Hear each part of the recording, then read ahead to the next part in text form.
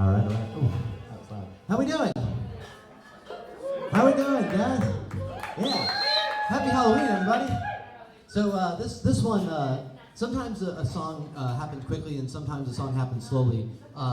We played a tune last month that took, I think, about 2 days to write. This one took about 25 years. So this one's on the slow end. But it's one of my favorite short stories, and it's an Edgar Allan Poe piece that I really like. The weird thing about Edgar Allan Poe, I've brought like an early version of this to a different band. The thing is, when you're doing Edgar Allan Poe, like a lot of the Halloween stuff is like, you know, fun, happy skeletons and like dancing werewolves, I guess that's what Thriller is, right? And whatever else, and Happy Halloween. And Edgar Allan Poe is a little bit darker. It's a little more like, and then I killed the man and buried him under my floorboards, right? Which is the Telltale Heart, right? That is literally what the story is. So this one is it's a very Edgar Allan Poe piece. But I when I was reading this in high school, I had kind of this idea for like putting it to some sort of music or having essentially like a musical response where there'd be kind of narration or response. And so finally, 20-something years later, we are doing that. And so here to play the part of Edgar Allan Poe is Cameron on the narration. Cameron, everybody. And this one is called Masque of the Red Death. So you will learn the story. Yes, all right, we got some Poe fans. You will learn the story, you will hear the music, and it will all kind of come together, hopefully. So let's do this.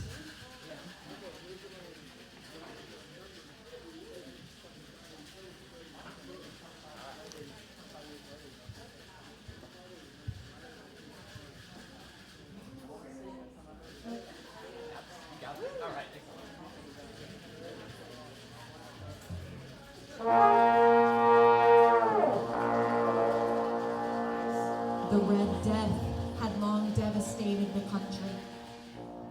No pestilence had been ever so fatal or so hideous. Blood was its evader and its seal. The redness and horror of the blood. There were sharp pains, sudden dizziness, and then profuse bleedings at the pores, scarlet stains upon the body, and especially upon the face of the victim, and then death. And the whole seizure, progress, and termination of the disease were incidents of half an hour. But Prince Prospero was happy and dauntless and sagacious. When half the people of his land had died, he called to him 1,000 healthy, happy friends, and with them went far away to live in one of his palaces.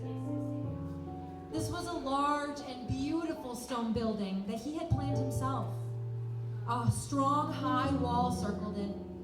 The wall had gates of iron. The gentlemen, after they had entered, brought fire to and welded the bolts so that no one could enter or exit. Inside, there were buffoons, there were improvisatory, there were ballet dancers, musicians, there were cards, there was beauty, there was wine. All these and security were within. Without was the Red Death. It was near the end of their 5th month there that Prince Prospero entertained his 1,000 friends with a masked ball of most unusual magnificence.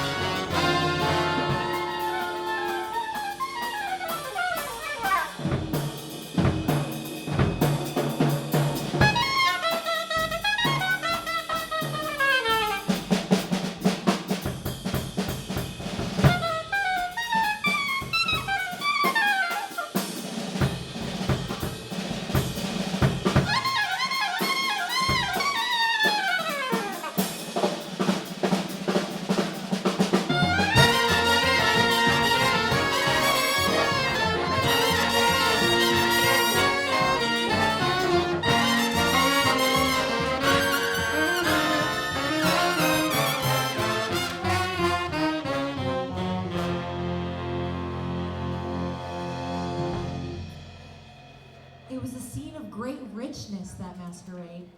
But first, let me tell of the rooms in which it was held. There were 7, an imperial suite. Each room was laid out the same. To the right and left, in the middle of each wall, a tall and narrow Gothic window looked out upon a closed corridor. These windows were of stained glass, whose color varied in accordance with the prevailing hue of the decorations of the chamber into which it opened.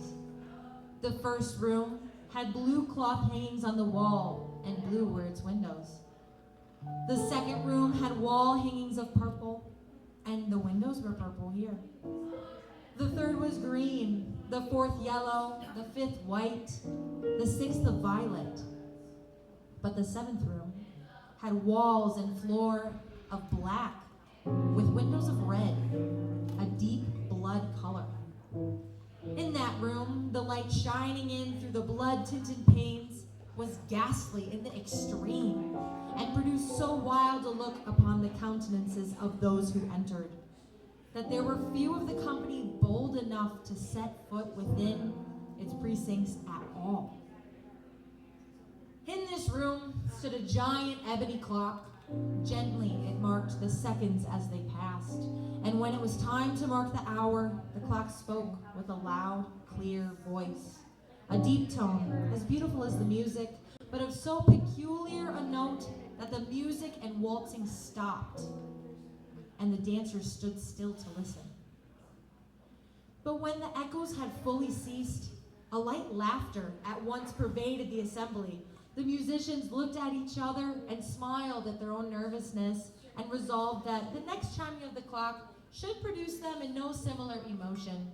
And yet, after another 60 minutes, the clock struck again, and the dancers stopped as before.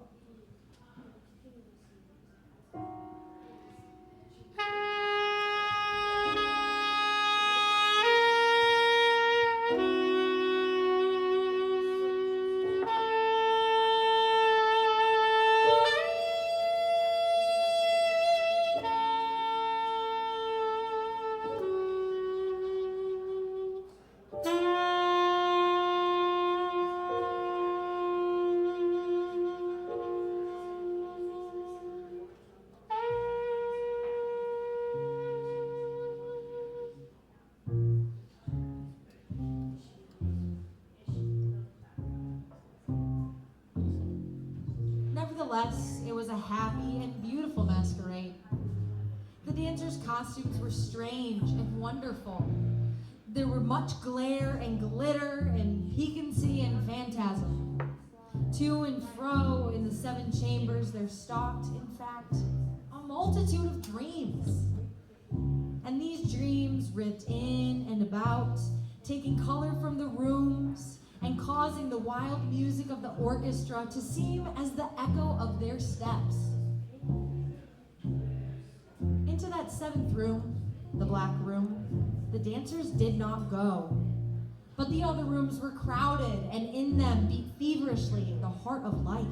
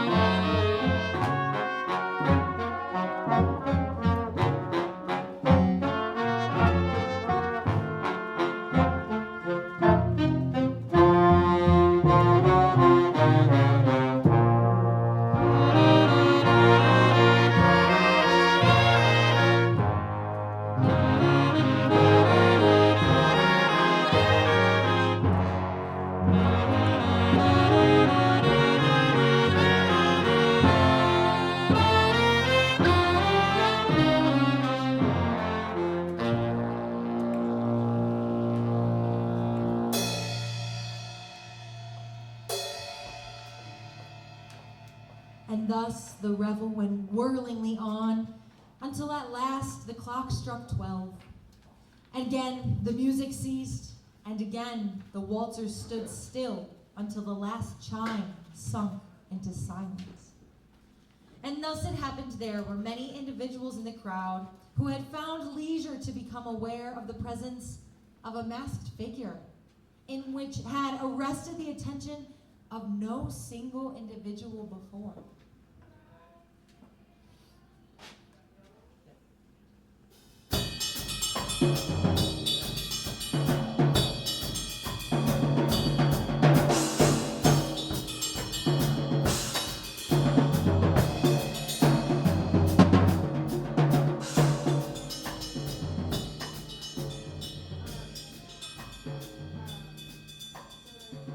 In an assembly of phantasms such I have painted, it may well be supposed that no ordinary appearance could have excited such sensation.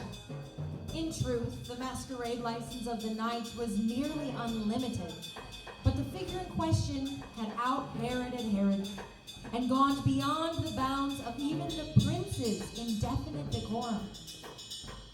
In such a group as this, only a very strange masquerader could have caused such a feeling.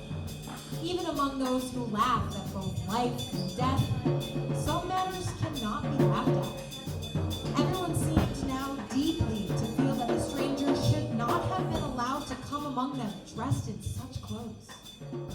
He was tall and very thin, and covered from head to foot like a dead man prepared for the grave. The mask which covered his face was so much like the face of a dead man that the nearest eye could not detect the cheat. And all this might have been endured, but the mummer had gone so far as to assume the type of the Red Death. His clothes were spotted with blood, and his face besprinkled with the scarlet horror.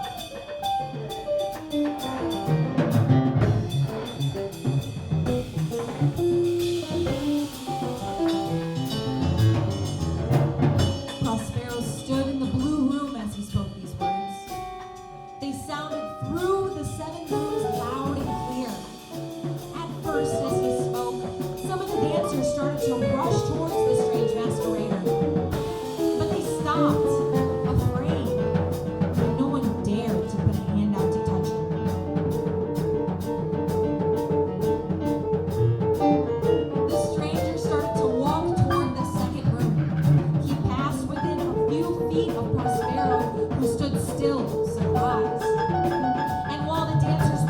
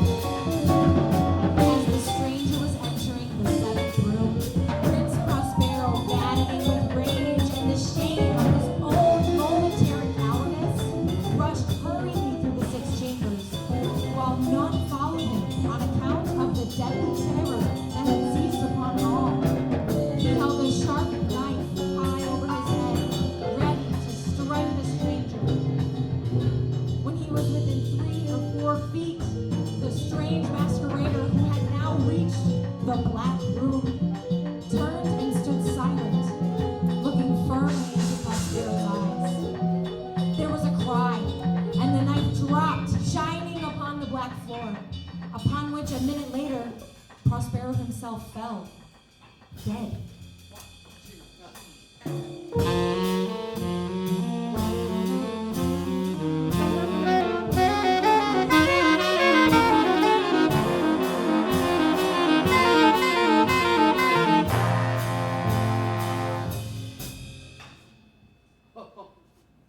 Then, summoning the wild courage of despair, a throng of the revelers at once threw themselves into the black apartment toward the mummer. 1, 2, ready.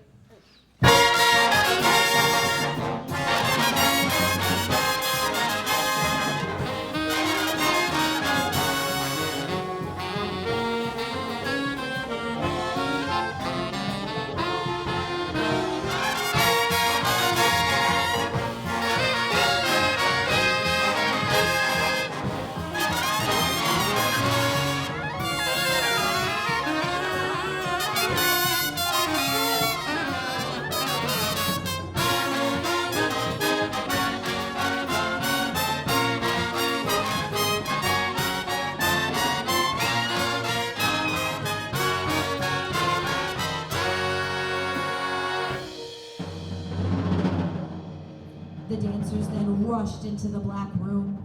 The strongest of the men tried to hold the masquerader.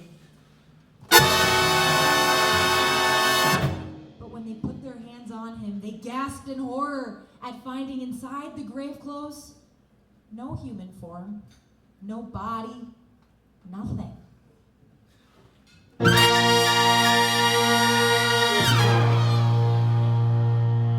now was acknowledged the presence of the Red Death. He had come like a thief in the night, and one by one dropped the revelers in the blood-bedewed halls of their revel, and died each in the despairing posture of his fall. And the life of the ebony clock went out with that of the last of the gay. And the flames of the tripods expired. And darkness and decay and the Red Death held illimitable dominion over all.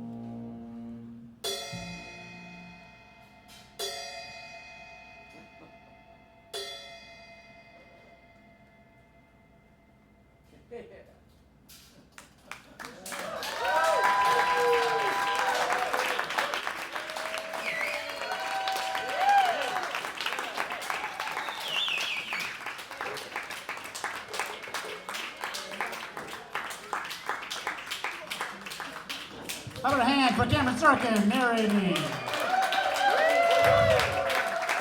How about a hand for Dr. Tom Wright with the composition? Maybe a hand for Edgar Allan Poe, right? Edgar Allan Poe.